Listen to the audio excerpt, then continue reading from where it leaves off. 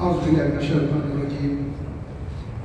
بسم الله الرحمن الرحيم. السلام عليكم ورحمة الله تعالى وبركاته. Waalaikumsalam. الحمد لله رب العالمين والصلاة والسلام على رسول الأمين وعلى آله وصحبه أجمعين. قالوا سبحانك لا علم لنا إلا ما علمتنا إنك أنت العليم الحكيم. اللهم يا معلم إبراهيم العلم علمنا ويا مفهم سليمان الحكمة ففهمناها سليمان وكلا آتينا حكما وعلما وسخرنا بعده الجبال يسبحن والطير وكنا فاعلين. أصبحنا وأصبح الملك لله والحمد لله لا شريك له لا إله إلا هو إليه النشور.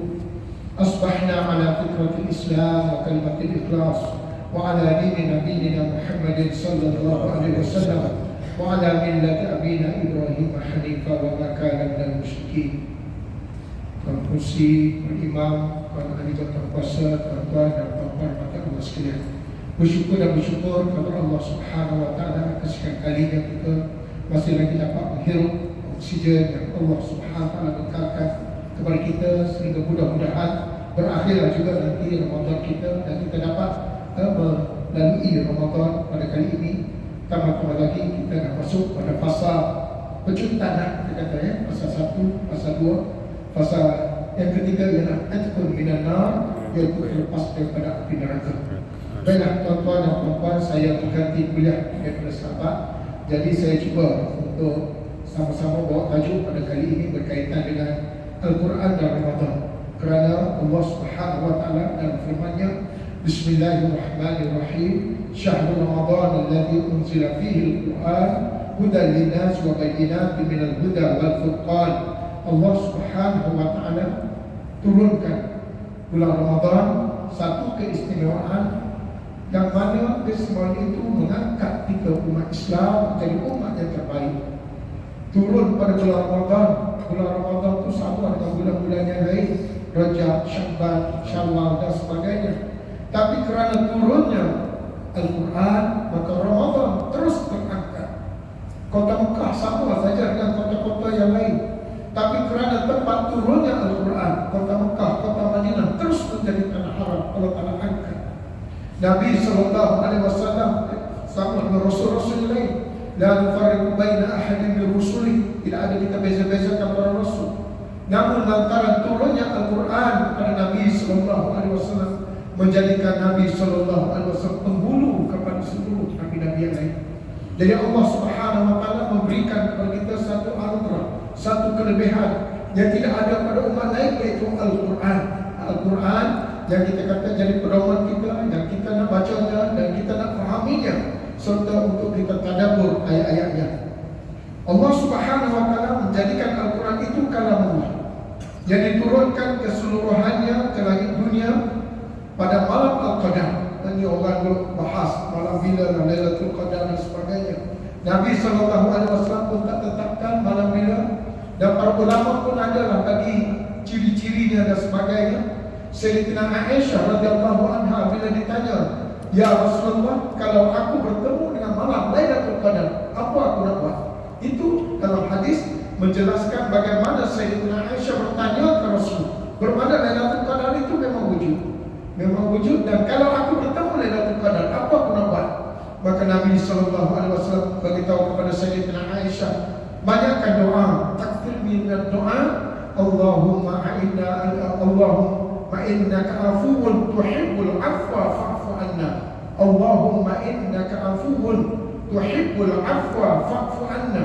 Ya Allah, berilah aku kemaafan.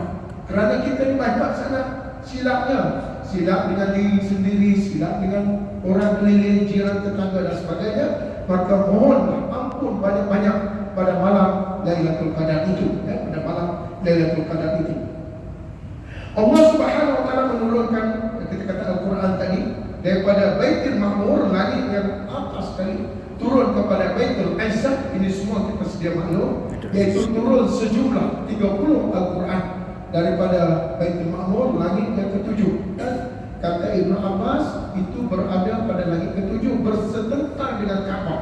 Kaabah naik pertama, Baitul Izzah, naik atas lagi ialah Baitul Ma'mur, naik atas lagi ialah Jannatul Firdaus, naik atas lagi air, dan naik atas lagi adalah arasy. Ini semua tidak boleh nak guna akal fikiran. Semua berdasarkan perkara gaib yang dikabarkan berdasarkan ayat-ayat Al-Quran. Wa kana arshuhu 'alal ma'. Arasy Allah itu berada di atas air. Bagaimana kita nak fikir?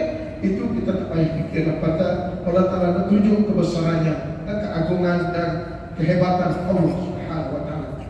Jadi Al-Quran turun pada malam Lailatul Qadar, dan kemudian selepas itu turun secara berdikit-dikit, tadrijiyan, dan selama 23 tahun. 13 tahun di Kota Mekah, 10 tahun di Madinah. Ini semua kita sedia maklum semua. 23 tahun. Kenapa begitu lama sekali Quran itu nak dipraktiskan sampai 23 tahun? Kerana nak tunjukkan kepada kita memang Quran itu mampu diimplement. Dan Rasulullah sendiri dah buat apa saja yang ada dalam Al-Quran.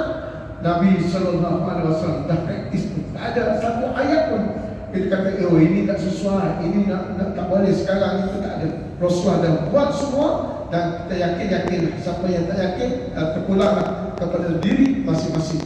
Allah Ta'ala berikan kepada kita Al-Quran untuk dijadikan panduan dalam kehidupan kita.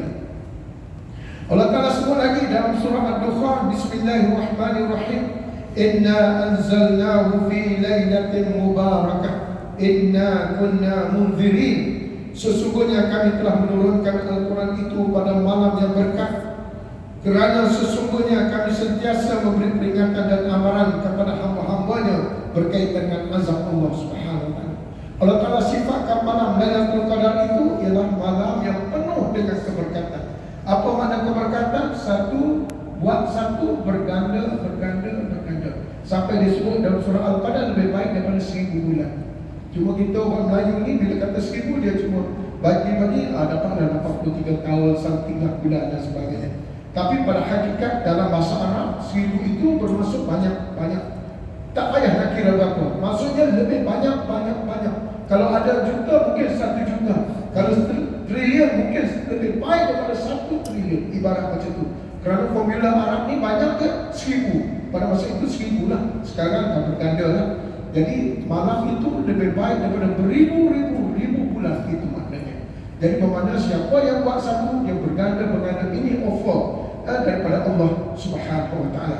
Kenapa sampai begitu sekali Allah Ta'ala bagi anugerah pada malam turunnya Al-Quran? Saya nak petik daripada surah Yasin yang biasa kita baca, Wal Quranil Hakim. Kerana antara sebab yang Allah Ta'ala sifatkan Al-Quran itu sebagai Al-Hakim. Al-Hakim bermakna Yasin wal Quranil Hakim. Demi Al-Quran yang penuh dengan hikmah. Apa makna hikmah? Allah menyifatkan Al-Quran itu sebagai penuh dengan hikmah. Artinya Al-Quran itu disifatkan sebagai sesuatu yang berakal. Ini kita nak tengok bagaimana Allah Ta'ala cuba upgradekan Al-Quran, menjadikan satu benda yang berakal. Kita baca novel dia just novel, tidak ada dia menjerit, tak dengar pun dia menangis, tak ada.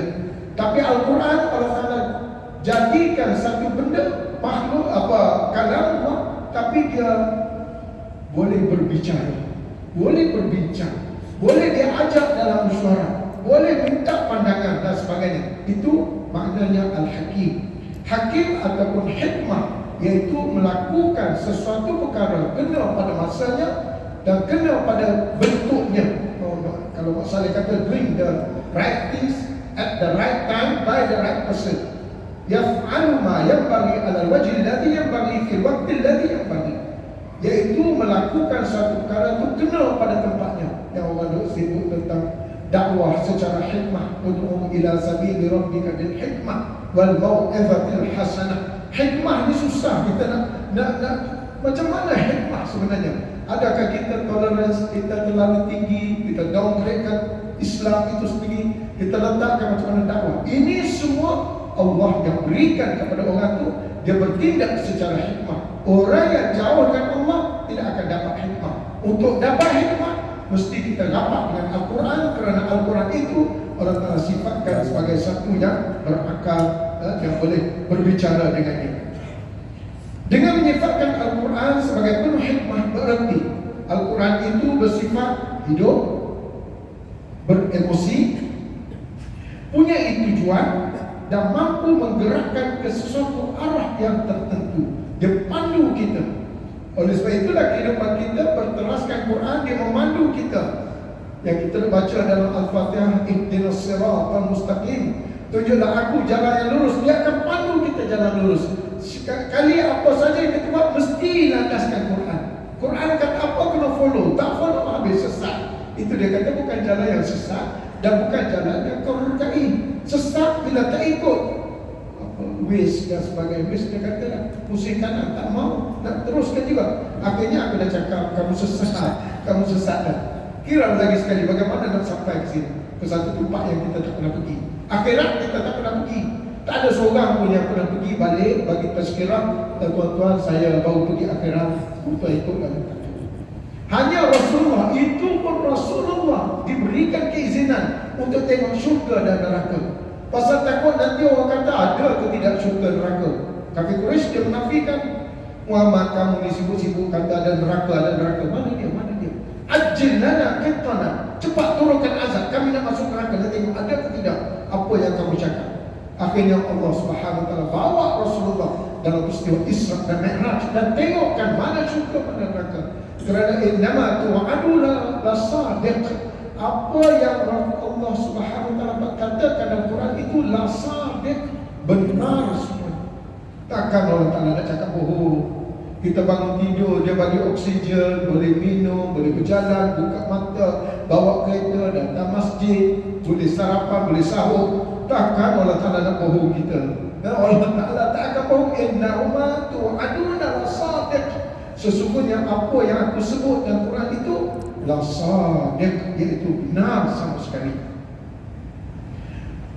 Ketiga-tiga fakta tadi, iaitu Al-Quran punya dia boleh hidup, Al-Quran itu dia boleh bernafas, dia boleh beremosi. Itu kena hati-hati Al-Quran, dia ada emosi dia. Kadang-kadang lebih teruk emosi dia daripada rumah kita. Rumah kita mengajuk-gajuk pun, pergi pujuk-pujuk, sembahyang emas ke, baju baru ke, cair. Quran jangan cari pasal. Anak-anak yang ada yang dah hafaz Quran, selepas itu dia abaikan, dia tak nak lah baca dan sebagainya. Dulu dah hafaz, sekarang dia abaikan, Quran dah lupa dengan dia. Bila dia nak ulang lagi sekali, say bye-bye. Itu Quran. Bila dia kata bye-bye, bye-bye. Apa tak akan datang lagi. Itu bagaimana sensitifnya Al-Quran. Kita lalu tepi, ada mertua. Ayah, saya pergi kerja dulu ya. Mertua duduk atas kursi. Seolah-olah Quran pun duduk situ, atas almari kita. Bila kita nak pergi, tak pandang pun Quran. Tak buka tengok pun. Tak sempat nak baca pun satu hari. Berapa kali tak baca? Kalau khatam 27 Ramadan ni kita khatam. Lepas tu tahun depan pula aku buka balik. Kawan tu duduk tepi tu. Macam mertua kita lah duduk. Menantu aku ni. Tak apalah. Ayah balik dulu lah. Kenapa ayah balik awal? Tak, ayah pun kau punya suami ni langsung tak tegur ayah. Ibarat. Itu orang. Quran lagi lah. Dia ada kehidupan. Dia ada emosi. Dia ada perasaan. Oleh sebab itulah Quran itu bila di akhirat. Bacalah Quran. Ya'ti yaumal qiyamah syafi'an li ashabi. Dia datang dengan membawa syafaat kepada dirinya. Kata Imam Syatibi bila masuk saja dalam lialahan, bahaitsul fata yaqta fi dhulumatihi minal qabri yalqahu sanan mutahallila. Masuk aja dalam gelap gelita, 7 kaki gelap, tiba-tiba terang benderang. Pemilik kubur itu bertanya, siapa gerangan Tuhan hamba terang benderang ini? Dia kata, akulah ayat-ayat suci yang kamu baca ini. Rupanya kita baca ayat Quran itu diberikan sinaran kepada kita, cahaya. Baca terang, baca terang, baca terang. Itu di dalam liang lahat, barzakh. Bila di pada mahsyar dia datang kepada kita pula. Datang tiba-tiba dia bawa siku di sikunya kita. Kau siapa? Akulah surah Sajdah yang kamu baca.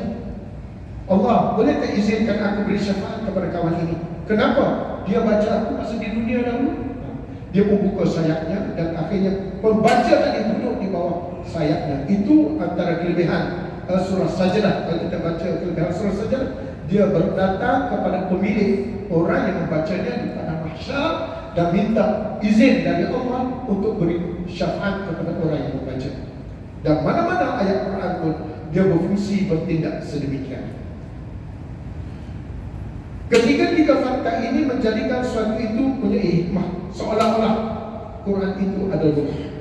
Setiap huruf dia, setiap perkataan dia, setiap ayat, setiap surah, bahkan 30 juzuk. Itu kita, mungkin ada sahabat-sahabat kita yang dah khatam. Ada satu doa khatam Quran, dia berdoa dengan huruf hijaiyah, alif, ba, ta, tha, jim. Allahumma inna nas'aluka bil alif alaika wa bil ba bahaika wa bil ta taubatuka wa bil ta thawabuka wa bil jim jamaluka wa bil ha hilmuka wa bil kha khuluduka wa bil dal jawab. Ada setiap huruf hijaiyah itu mewakili nama-nama Allah yang Maha Agung. Dia berdoa, aku berdoa dengan huruf alif yang penuh dengan nikmat-Mu ya Allah. Aku berdoa dengan huruf ba, bahagia keagungan Kamu ya Allah. Dengan huruf ta, taubatuka, mohon ampun-Mu ya Allah. Dengan huruf tha, thawabuka, dengan pahala daripada-Mu ya Allah. Bagi huruf jim, jamaluka. Ini salah satu bentuk doa khatam Quran, supaya setiap huruf yang kita baca itu yang ada mukjizat kepadanya. Moga-moga kita tercapailah hajat kita. Dia panggil khatam wasilah. Khatam wasilah bermakna kita berdoa dengan 30 juzuk Al-Quran untuk agar Allah dengan syafaat Al-Quran memberikan tertunailah hajat kita. Kalau tuan ada sakit yang terlalu kronik dan sebagainya, ya Allah, aku dah baca 30 juzuk, setiap huruf, setiap perkataan, setiap yang penuh dengan keberkatan ini, ya Allah, berilah aku kesembuhan. Ataupun kita ada hajat besar, ya Allah, berilah kelapangan kepada anak-anakku, ya Allah, berilah kemudahan kepada istriku, umpamanya, dan apa saja kita doakan berkat dunia akhirat dengan menggunakan 30 juzuk Al-Quran tadi. Dan memang boleh, tak ada masalah, kerana ia penuh dengan keberkatan. Oleh sebab itu kita kata Quran tadi ada ruh. Ruh bermakna dia hidup dan ada emosi. Dia boleh berinteraksi. Itu pasal ada ulama yang tulis kaifan nata'amal ma'al Quran. Bagaimana kita nak berinteraksi dengan Al-Quran. Kita baca, patut tengok sikitlah. Kalau yang tak tahu terjemahan tu, baca sikit terjemahan. Lepas tu dalam tadarus kita petik satu ayat, cuba kita bincang. Dan cuba kita fikir tadabbur. Ayat Quran perlu fikir. Kalau tak fikir tak boleh. Bermakna tak cerita semua dalam Quran. Masak nasi, masak kari tak ada. Pergi buka Quran, cuba tengok. Resepi buat tom yum macam mana? Tak ada, carilah 30 juzuk, 30 hari, 30 minggu dia cari. Tak jumpa cara nak buat tom yum, tak ada. Kerana itu boleh fikir sendiri. Fikir. Allah Ta'ala bagi benda yang tak boleh fikir dalam otak kita. Tentang langit, tentang bumi, bagaimana asal usul manusia, semua tak boleh fikir. Jadi perkara yang tak boleh fikir, aku cerita. Manakala apa yang kamu boleh fikir, itu kamu sendiri menggunakan akal dan pembelajaran culik pandai yang ada pada diri kamu. Al-Quran itu hidup. Yang kedua tadi ada ruh. Bila ada ruh, dia hidup. Kita tengok anak kucing ini hidup lagi anak kucing. Dia ada ruh. Yang kedua, Al-Quran itu hidup. Hidup berarti Al-Quran itu membelai anda. Macam seorang ibu membelai anaknya. Tidur saja belai. Kita baca Quran, Quran membelai kita. Mata kita, telinga kita, mulut kita, apa saja anggota yang ada pada kita. Itu pasal ada orang dia cuba lazimi dirinya membaca surah Yasin. Dia baca surah Yasin sampai dikata siapa yang baca surah Yasin dia tidak akan kena stroke, tak akan kena apa koma, pecah apa ni darah tinggi, pecah dekat minda, tak akan. Kaji punya kaji mungkin kerana dengung-dengung yang ada dalam surah Yasin.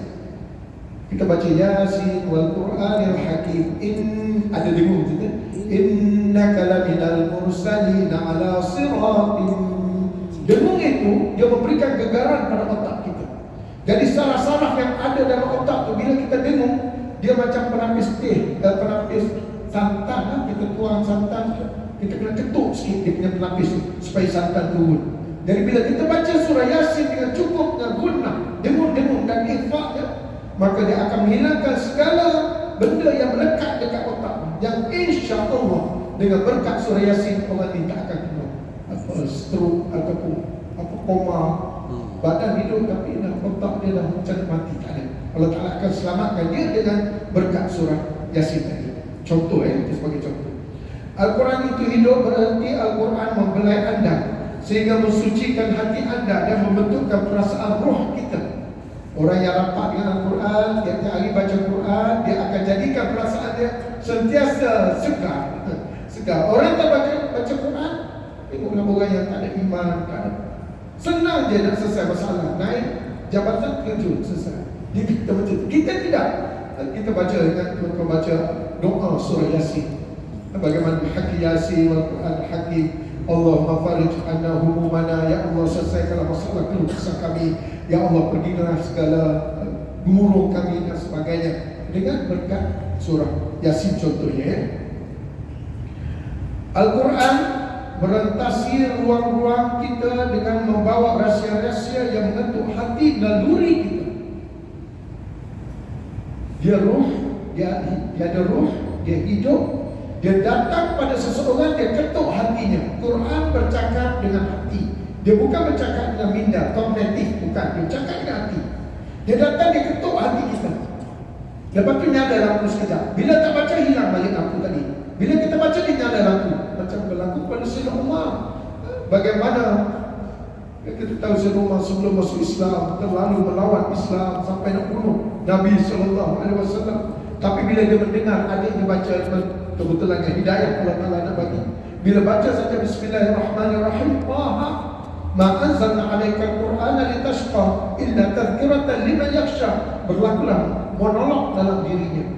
Bila adiknya baca, dia telah menjawab soalan dalam diri. Kenapalah Islam ni menyusahkan aku?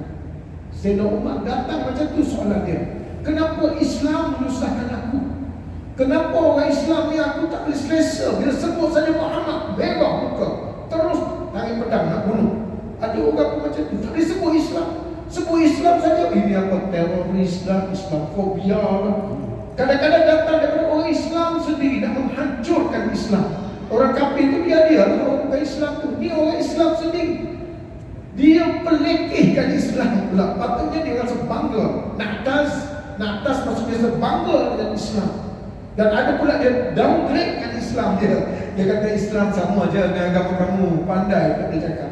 Agama yang saya pegang ni sama je dengan agama kamu. Saya kata pergi bazar Ramadan, martabak pun berbeza. Malam saya pergi Melaka, saya tengok satu bazar martabak, dia ada 4. Ni tempat goreng tu ada 4. Satu tu queue-nya dekat 10 orang. Bermakna 40 orang lebih kurang macam tu. Depan tu pula martabak juga, tapi tak ada orang. Kamu tu tunggu. Dia dah bungkus siap kan. Saya tengok alah kesian orang ni, tak ada orang nak beli. Yang ni sampai 4. Nama martabak, tunggu martabak. Kenapa yang ni orang ramai? Kenapa yang tu orang tak ramai? Mesti ada rasa berbeza. Nama sama, agama. Nama sama, rasa lain. Agama awak nama sama, agama saya pun nama sama, agama. Tapi rasa agama awak lain, rasa agama saya lain. Kita mesti yakin bahawa Islam itu yang terbaik. Tak boleh kita kata, oh agama awak pun baik juga, agama saya pun baik, tak boleh. Itu kita telah downgrade Islam untuk sama level dengan agama lain. Al-yawma akmaltu lakum. Allah Ta'ala sempurna agama kita. Inna dina indallahi Islam. Tidak ada agama lain selain. Percaya tak percaya tak pula masing-masing lah. Tapi bagi saya orang Islam, itu pegangan saya. Islam adalah agama terbaik kerana pemiliknya ialah Allah. Kita duduk di rumah orang, ni kita tumpang. Jangan kita mendakwa diri ini rumah kita. Ini rumah Allah yang punya. Kita tumpang sekejap saja. Bil elektrik Allah yang bayar, air Allah Ta'ala yang bagi. Semua ni mesin masuk, aircon, semua Allah yang bagi kita masuk. Sewa pun tak bayar kita. Lepas nak belakang kata rumah orang. Itu pasal masuk rumah Allah, kita sebagai penyewa. Bila penyewa, hati-hati. Jangan rosakkan barang orang. Kita bawa anak-anak air raya nanti kan, pesan ke anak-anak, dia diam tak? Jangan usik barang perhiasan orang. Pergi rumah orang tu pula banyak perhiasan dia. Atas meja, atas itu. Anak kita dah bergerak-gerak, orang ada jelit-jelit. Hati-hati kita cakap ke anak kita. Hati-hati. Hati-hati itulah nama dia takwa. Takwa tu ada brake dalam diri kita. Naik motosikal mesti ada brake. Tak ada brake, dia langgar semua. Orang yang buat maksiat, langgar itu, langgar ini, semua tak ada brake dalam diri. Kalau ada brake, Oh, tak boleh begini. Ini ada halangan, ada traffic light merah, ini ada longkang, mesti berat. Kalau tak berat, habis. Itulah dia takwa. Takwa. Innal muttaqina mafaza. Orang yang ada berat dalam diri sahaja berjaya. Selamat. Orang lain jatuh longkang lagi. Al-Quran kita sebut tadi mengetuk hati naluri kita. Oleh sebab itu tuan-tuan baca Quran, syukur, alhamdulillah. Tapi saya syorkan satu kali lagi, tak tepi tu tengok makna dia sikit. Makna tak payah ambil banyak, tak apa, ambil satu ayat. Cuba ulang balik, ingat apa yang Allah Ta'ala nak sampaikan itu. Simpan, masa kita drive nak pergi ke office tu, kita fikir apa dia punya ayat ni. Ayat ni meaning apa? Pasal Quran ni dia boleh tengok oleh semua orang. Bukan guru, bukan ustaz yang boleh kupas. Semua orang boleh kupas. Orang tu pakar astronomi. Ada sahabat saya Dr. Kasim Pahali daripada Jasid. Dia pandai tengok teleskop. Rumah dia sengaja buat satu sutuh macam tu. Dia boleh tengok. Dia tengok bulan dan sebagainya. Dia pandai, saya tak pandai. Bagaimana bulan bergerak, bagaimana bintang. Lepas tu dia ambil gambar. Ini nama bintang apa, ini nama bintang apa. Jadi semua ini dia lebih hebat tentang ilmu langit. Ada orang di bidang pertanian, dia mahir tentang pertanian. Jadi dalam Quran ni semua orang boleh dapatkan manfaat. Bagaimana daripada satu jenis air boleh siram semua jenis pokok. Kita baca kelapa sawit pun berapa jenis. Belajar subuhnya, belajar buahnya, belajar itunya. Baru satu pokok. Belum lagi durian. Ini baca kelapa sawit, kenapa letak kat pokok durian? Oh, baca durian lain. Contoh saya pun tak faham lah. Padi lain baca dia, ini lain. Tapi Allah turunkan satu saja air. Nusqikum bima'in wahid. Aku siram hanya dengan satu jenis air. Cuba tengok berapa jenis pokok dah. Berapa banyak buah yang mengeluarkan rasa yang berbeza. Itu pun kita nak menunjukkan bahawa lemahnya kita, Allah Maha Kuasa. Jadi semua yang ada dalam Quran tadi mampu mengetuk hati kita. Dia ketuk agar kita sedar kamu tu tetamu, kamu tu penumpang di rumah Allah Subhanahu Wa Taala. Dia seolah-olah menyerap tarik pendengaran kita kepadanya. Dia seolah-olah menyerap tarik pendengaran kita. Itu dah mula dulu. Bila kita dah mula baca, okey. Sekarang kita nak cuba masukkan dalam diri kita, serapkan meaning dia tu. Tadabbur ayat tu masuk dalam diri kita. Apa saja ayat yang kita baca, ambil dah berkaitan dengan masa, wal asri umpamanya. Innal insana lafi khusr. Semua manusia rugi. Dan kita duduk atas kereta nak pergi ke office, semua manusia ni rugi semua. Kecuali orang bertawassul bil haqq wa tawassul bis sabr, yang bercakap tentang kebenaran dan bercakap tentang kesabaran. Mereka ini saja yang berjaya. Bukan senang nak cakap pasal sabar. Bolehlah bercakap pakai mikrofon, tuan-tuan, sila bersabar. Balik rumah, rumah dah macam ni. Abang, malam tadi ke mana abang? Alah, tadi cakap pasal sabar. Sabar apa? Saya pergi sana, dia dah mula naik queue dia. Naik. Dia banyak tu. Kalau orang tilawah tu ada jawab tu, boleh naik lagi tu. Dia punya harakat 1, harakat 2, harakat 3, dia boleh naik lagi. Sampai jawab ni suara otak. Suara otak bagi orang terenam lah, masuk suara otak. Dia boleh di situ. Kita sabar. Tadi dah tanya. Allah Ta'ala dia memang macam tu. Dia tak bagi apa yang kita nak tu, dia bagi minta. Ya Allah, bagilah aku kesenangan. Balik-balik tengok satu plastik kesenangan kat tepi pagar. Ada. Ya Allah, berilah aku pandai berenang. Baik, kamu nak minta berenang pandai berenang. Dia bagi kolam campak dalam tu. Kalau tak nak proses. Kau nakkan kesabaran. Ya Allah, berilah aku kesabaran. Dia berikan kita medan supaya kita sabar di atas tindakan itu. Itu pattern Allah Ta'ala ajar kita supaya kita berjaya atau tidak. Ya Allah, berilah aku kekayaan kau ni. Dia tak bagi kekayaan. Tengok dalam peti surah ini ada sekutu emas. Baru minta dapat sekutu emas. Tak ada. Kalau ada pun itu satu ajaib lah.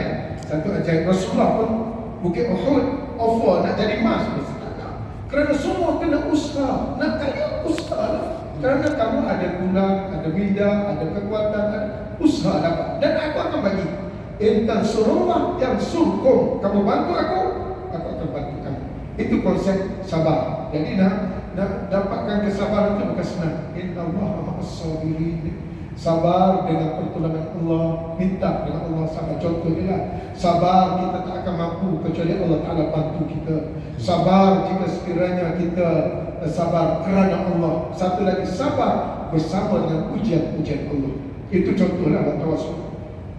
Dapat satu ayat, kita cuba amati, cuba kita fikir, renung bersama dan kita faham betul-betul. Oh macam ni. Besok baca lagi, dapat satu ayat lagi. Besok baca lagi dapat. Dengan cara itu dia menyerap tarik hidup kita dengan Quran. Orang cakap apa benda saya tak peduli. Saya ada Quran. Oh begitulah. Kerana manual hidup kita panduannya adalah Quran.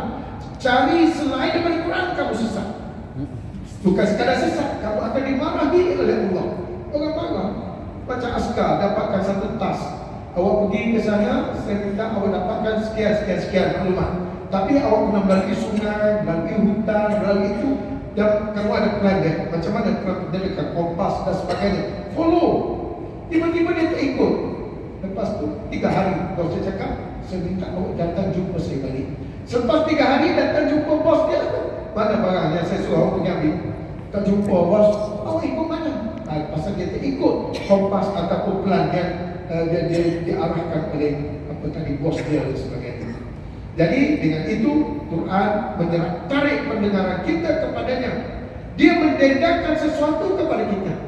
Quran banyak menjanjikan kepada kita macam-macam. Oleh sebab itulah orang yang membaca Quran rasa hati berbunga-bunga. Macam orang nak kahwin nanti. Oh semua. Macam kita dulu nak orang kahwin semua. Banyak nanti kelamin dewan anak-anak lah. Bapak dia ketuk kepala macam mana ni. Dia cari itu mahal, itu semua mahal. Anak-anak berseronok dah. Bunga hatinya. Rabi'ah qulubina. Bila kita baca Quran, hati kita akan berbunga-bunga. Apa tidaknya Allah Ta'ala janji? Innalil muttaqina mafaza. Orang yang bertakwa itu akan terlepas daripada api neraka. Syukur ya Allah. Ini kita piatakan kalau kita masuk. Dah sampai masa masuk dia lahat. Tuan-tuan duduk kat tebing kubur dia kan. Cuba bayangkan kalau aku duduk dalam tu macam mana. Duduk dalam tu sekejap, tahan nafas sekejap. Oh dah tahan nafas sekejap pun rasa. Dah rasa, oh penatnya. Tanah pula tindih kita. Kerana dalam kubur itu sekejap saja sampai dikatakan masih dengar tapak kaki. Mereka dah datang dah. Masih dengar tapak kaki orang ke atas. Dia bersembang lagi. Alah arwah ni duduk banyak, harta dia, isteri pun ramai, banyak. Kau ni cakap, aku dah dari kubur ni. Mereka dah datang dah dua orang tercegak ni. Siapa kamu? Siapa Tuhan kamu? Siapa Nabi kamu? Agak-agak kalau kita masuk tempat tu rasa macam mana? Oi, itu siap. Kalau malam macam mana? Tak mampu kita. Semua orang tinggal. Anak pun kecak dah naik atas dah. Bini pun cabut lari dah. Ataupun tak datang terus lah. Kereta pun tak nak kubur. Bagaimana kalau itu baru masuk dalam kubur? Belum lagi pergi pada mahsyar. Semua lari. Yauma yafirrul mar'u min akhihi. Semua cabut lari. Pergi jumpa bini tak nak, jumpa anak sulung, lalu marilah ke ayah. Oh, tak mau. Kerana setiap orang ada urusan sendiri. Pada masa itu kita pakaian pun tak bawa, minuman pun tak bawa, makanan pun tak bawa. Itu yang dikatakan latih-latihlah diri berdiri di hadapan Allah dengan berdiri di malam hari. Ya ayyuhal muzzammil qumil laila illa qalil. Bangunlah sekejap. Padahal sembahyang tu bangun, rokok ada, sujud ada. Tapi Allah Ta'ala kata bangun sekejap. Qum qama yaqum qumil laila illa, sikit pun bangunlah. Kerana dia macam simulasi. Bila kita tidur itulah duduk dalam kubur. Bangun setelah mana bergerak kepada mahsyar. Tak tahu berapa lama kita akan berdiri di hadapan Allah. Tak ada tempat duduk.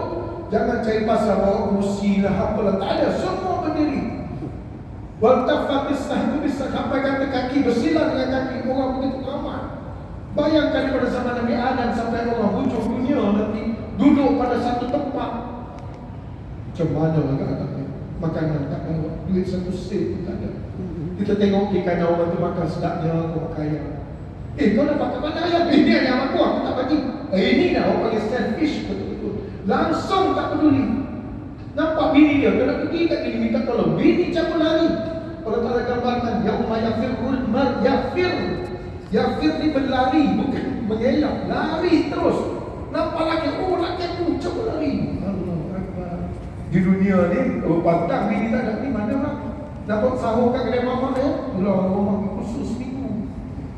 Itu pun muncul lah ada kedai mamak. Kata ada kedai mamak. Buru gigi tu tak jumpa tak. Ada orang stokin pun tak jumpa. Kadang-kadang minta maaf lah, saudara tak jumpa. Pasal bini dia atur semua. Bini bang, saudara bang, ini stokin bang, ini semua atur. Bini tak ada seminggu, habis macam kapal pecah. Tak tahu mana nak cari. Buru gigi tak jumpa, ini tak jumpa, semua tak jumpa. Baru seminggu. Itu di dunia. Di akhirat bini cabut lagi. Dia pun lari dengan bini dia. Bini dia tak apa. Tak. Cabut lagi. Oh, boleh gambar nak benda tu. Dengan kelengkapan. Agak-agak kalau kita pejam mata sekejap. Banyak Quran cerita benda tu. Tak ada buku lain cerita. Eropah, Barat tak ada kan cerita benda macam ni. Yang cerita benda ni adalah Nabi SAW. Kita percaya, tak percaya sudah ibarat macam tu lah. Kita yakin dengan apa yang Rasul cerita kerana hidup kita ini perjalanan. Ini baru RNR, bukan stesen lagi. Belum sampai. Kita nak tidur perlis tu. Baru sampai RNR sampai. Dah bawa turun barang, buka baju, pasang kemah. Bapak, kita belum berhenti sikit. Kita berhenti buang air, makan sikit, kita nak jalan. Perlis tu tempat kita. Oh iya tak? Dia akan dia lupa. Dia ingat dunia ni tempat dia dah. Tempat dia dah seronok dah. Bukan, kita perjalanan jauh. Dunia adalah salah satu daripada stesen perjalanan kita. Daripada alam roh, masuk alam rahim, dalam perut ibu. Lepas tu alam dunia, lepas tu alam barzakh, lepas tu alam abadal abidin, selama-lamanya akhirat nanti. Baik, seterusnya pada masa yang lain Al-Quran menyera perasaan kita seketika dan merehatkan daripada segala tekanan. Oleh sebab itu, kalau sedih-sedih, baca Al-Quran. Jangan lagi, jangan pergi mana-mana. Ibn Sina bila ada masalah dia pergi ke masjid berdoa kepada Allah. Kita ada Allah yang menyelesaikan, minta Allah Ta'ala bantu untuk selesaikan segala masalah kita. Baca Quran. Bila kita baca Quran, Quran akan yurawidu, akan menghiburkan, kita kata tadi, membelai hati-hati kita. Baca Quran. Ada masalah, dia ada masalah apa saja. Masalah anak, masalah isteri, masalah diri sendiri, masalah tempat kerja. Jangan tinggal Quran. Baca dan baca. Lama-lama Quran akan menjadi sebati kita. Mula-mula baca memang tak ada macam tu. Jumpa doktor abang ni makan 4 pagi petang selama 7 hari tau. Kita makan 1 hari telefon, doktor saya dah makan rumah doktor baru 1 hari tapi tak ada apa sesat pun. Yalah ada 6 hari lagi. Makan dulu habiskan antibiotik umpama macam tu. Quran pun sama. Sekali baca tak ada pun. Bahkan boring lagi. Syaitan datang, baca Quran. Banyak lagi benda lain. Orang tak baca Quran boleh kaya daripada kau tau. Berhenti. Baik kau tengok WhatsApp. Kau tengok WhatsApp masuk. Dia ada 3 handphone. Baca Quran. Itu tengok WhatsApp masuk tau. Kejap lagi dia WhatsApp masuk tau. Baik kau baca WhatsApp daripada baca Quran. Kacau syaitan. Dia tengok saja tidak pernah Quran. Kacau. Itu pasal Allah Ta'ala besar. Nak baca Quran saja. A'udzubillahiminasyaitanir rajim. Syaitan, jauh-jauh ni, jangan datang sini. Itu baru nak baca, belum lagi faham. Okey, berjaya baca. Bila baca tu pula, syaitan datang lagi tau. Kau faham macam mana ayat ni? Pandai dia. Kau faham macam mana ayat ni? Ayat ni bukan di situ tau, dia ke sini tau. Dia pusing-pusing supaya ikut hawa nafsu. Ini zaman Nabi tau, tak sesuai tau zaman sekarang. Cuba kau tengok, banyaklah contoh-contoh sekarang. Kalau tak mati betul-betul, saudara apa yang dia Quran tak sesuai. Tak hikmah. Sekarang hikmah orang bukan Islam. Jangan panggil orang kafir tau, bukan Islam. Tak boleh panggil benda tu haram, kena panggil tak halal. Padahal kita nak wujudkan rasa jijik dengan benda haram tu. Ini makanan halal, ini makanan haram. Tulis itu haram besar. Bagi lampu lagi, bila ambil bunyi macam tu. Pegang saja daging babi tu macam tu. Ini tak boleh ni. Nak rasa jijik dengan macam rokok kan. Tengok gambar. Tapi orang ni isak-isak juga gambar tu. Tengkorak lah, macam-macam saya tengok. Isak rokok menyebabkan kanser lah, apalah. Oh, isak juga Tapi sekurang-kurangnya kita membawa kepada perkataan yang menjijikkan haram. Tapi tak mahu haram, tak halal macam tu. Itu hikmah dia kata. Seolah-olah Quran ni tak ada hikmah. Kau yang lebih hikmah daripada Quran Tapi kalau kita cakap macam tu, kau ni macam keras sikit, lembut sikit. Ada satu ayat daripada surah apa tu, ya ayyuhan nabi jahil munafiqin wa akhluf alaihim. Kalau baca ayat tu lagi dah, wahai nabi, ya ayyuhan nabi. Allah Ta'ala panggil nabi, ya Rasul wahai nabi, jahidil kuffar, lawan orang kafir, wal munafiqin, dan juga orang munafik, wa akhluf alaihim, dan bertindak keras atas mereka. Oh, kalau buat sekarang ni tak ada hikmah lah tu kalau ayat tu tak tahu lah dia tafsir macam mana ayat tu. Al-Quran, mana tadi? Al-Quran telah mengetuk merehatkan kita dari tekanan seketika. Bila kita baca Quran tu, kita hilang sekejap dunia, bawa diri kita masuk dalam akhirat. Seronok tengok bagaimana Allah Ta'ala janjikan dalam syurga dengan apa yang semua. Dan akhirnya Al-Quran dikatakan sebagai bunga hati kita ketika tadi. Rabi'an qulubina wa nur sudurina wa jalai ahzanina wa dhahaba humumina wa humumina, yang biasa kita baca. Ya Allah, jadikan Al-Quran itu Rabi', bunga hati kita, wa jalai ahzanina, hilang segala keluh kesah. Itu hilang masalah was-was kan. Tak ada cara. Pergi dah jumpa doktor. Saya ni doktor panggil anxiety, dia tak nak panggil was-was. Saya ni anxiety dah, tak boleh bergigil. Mana-mana seorang dia kata, saya ni anxiety. Pergi jumpa doktor pun doktor kata tak hilang, bagi ubat, hilang ke anxiety. Saya kata ada masalah taraka, tak ada. Jantung, tak ada. Tapi tak ada lagi. Tapi kita baca Al-Quran sikit, contohnya Alam Nasrah laka sadrak. Ya Allah, bukakanlah hati dia, baca banyak-banyak 20 kali macam tu. Tengok, cuba tengok tangan akak, dah okey dah. Tak ada dah anxiety dah. Dia kata, Ustaz, nanti datang lagi ni anxiety. Dia nak baca lagi. Dia dah tak baca, macam tu. Sampai bila? Nak akak mati dah. Sampai akak mati baca Al-Quran, tak boleh tinggal. Bila kita dah, oh saya dah sembuh, saya tak perlu baca Quran dah. Tak boleh. Kena baca. Ubat ini kena makan sampai mati. Dia cakap dia macam tu. Jadi itu kita kata antara bila kita baca Quran diberikan kepada kita kerana rawatan hati, syifa'un lima fi sudur. Dia memberi penawar kepada hati kita. Masalah hati ramai yang sakit. Jadi kembali kepada Al-Quran. Jadi kita kata tadi yang pertama saya kata wal Quran al-Hakim, Al-Quran itu penuh dengan hikmah. Seolah-olah yang membicarakan sesuatu hikmah ke dalam benak kita sehingga menggerakkan rasa dan panca indera. Yang pertama tadi, Quran itu hikmah. Dia bawa dalam diri kita untuk berbicara dengan kita dan menggerakkan rasa, emosi kita. Dia dah main emosi kita. Itu pasal para sahabat bila dibaca Abu Rayyah, nama dia seorang tabi'in, Abul Aliyah Ar-Riyahi. Dia seorang tabi'in. Kaki dia ada masalah, dia kena potong kaki. Doktor tanya macam mana nak pakai bius ke tidak. Dia kata tak, aku nak baca Quran. Panggil seorang budak baca Quran kepada saya.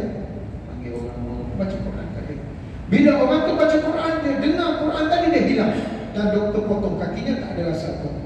Susah nak sampai tahap macam tu. Susah. Cicak bunyi kat siling pun dengar. Dia tengah baca Fatihah ni, cicak. Itu baru Fatihah, belum lagi ayat-ayat tinggi. Orang batuk sikit belakang, kau jangan batuk boleh tak? Lupa dah, mana dah ayat ini tadi. Kita tahu bagaimana para sahabat. Kita tengok sahabat baik tabi'in, Quran yang sama, lidah sama, mata sama, badan yang sama baca Quran, tapi dia rasa lain, kita rasa tak lain. Kita tak rasa. Dah cantik lah jeruk mangga tu, memang rasa jeruk mangga. Meleleh helium, dia makan meleleh buluh dengan garam tu. Waktu kamera tu zoom dekat pula, dia buat macam tu. Punya budak ni meleleh helium kita. Kau rasa apa? Aku tak ada rasa apa. Salah lidah kau ni. Kena check balik lidah kau, apa masalah. Makan meleleh buluh, tak rasa meleleh buluh ni, apa masalah. Kaki dia kepas lah, macam orang kecil manis ke apa pijak, tak ada rasa apa. Cek balik saraf ni, tak fungsi saraf ni. Begitu juga dalam diri kita. Baca Quran, orang lain baca Quran dia boleh menggigil, rasa menggegar diri. Kenapa kita baca macam tak ada rasa apa? Puncanya hati tadi. Hati tadi. Ini saya cuba nak bawa tuan-tuan saya sendiri, tuan-tuan kita cuba bawa ke arah itu. Kalau tidak, sampai bila kita jadikan Quran itu sekadar macam itu saja? Bila tak betul-betul masuk dalam diri kita. Macam juga zikrullah, ingat Allah. Ialah zikir, sebut nama Allah. Subhanallah, Alhamdulillah, Allahu Akbar. Okeylah. Tapi apa meaning dia bila orang sebut zikrullah menggigil? Dan Sayyidina Ali bersama dia kata, okey sekarang kamu jatuh, pedang di tangan saya. Siapa yang boleh halang aku daripada bunuh kamu? Macam mana kamu? Saya ingat mungkin Sayyidina Ali bersama yang jatuh, sahabat tu nak peperangan. Dan musuh pegang pedang. Sekarang ni bagi tahu saya, siapa yang boleh halang saya daripada bunuh kamu? Macam mana orang tu cakap? Dia kata Allah. Dia cakap Allah saja boleh menggigil orang tadi, jatuh pedang dia. Bila Ibn Rabah sebut Ahad, hilang sakit. Allahu Akbar. Ini ada kawan tadi, macam mana nak hilang gastrik ni bulan puasa? Saya kata banyak nak baca Ya Samad, Ya Samad, Ya Samad 70 kali. Ya Samad, Ya Samad, Allahu Ahad, Allahu Samad. Samad itu memberikan kita hilang rasa lapar. Kalau bagi yang ada masalah gastrik, angin bulan-bulan puasa dah masuk 20 hari. Ya Samad. Ada Pak Asar tu baca Ya Samad 70 kali. Ya Samad, Ya Samad, Ya Samad, dan hilang rasa lapar. Dan tak ada lagi masalah gastrik pun dah gunakan. Dengan berkat nama Allah yang bernama Ya Samad itu. Buktinya, baik kita nak kata tadi, buktinya Rasulullah SAW sangat suka mendengar orang lain membaca Al-Quran. Ini kita nak kata bagaimana Quran tadi membawa rasa, jiwa, perasaan tadi. Rasulullah suka dengar daripada orang lain baca. Pergi jumpa Ibn Mas'ud, Abdullah bin Mas'ud. Dia kata, Ibn Mas'ud, boleh tak bacakan kepada aku satu ayat Quran? Ibn Mas'ud kata, ya Rasulullah, Quran turun kepada kamu. Takkanlah saya nak baca kepada kamu pula, ya Rasulullah? Tak, kamu baca, aku nak dengar. Maka dia pun baca surah An-Nisa sampai kepada ayat fakaifa idza ji'na min kulli ummatin wa ji'na bika 'ala haula'i shahida. Bagaimana makna dia? Bagaimana nanti di akhirat semua orang di bawah dan orang Islam menjadi saksi kepada umat lain. Kita bila sampai giliran orang Bani Israel ke orang Nasara ke masuk ke pentas, orang Islam akan menjadi saksi di atas apa yang berlaku kepada Bani Israel itu. Selesai.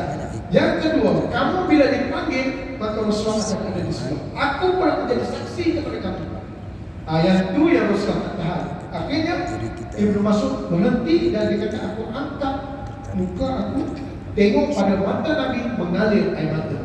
Bagaimana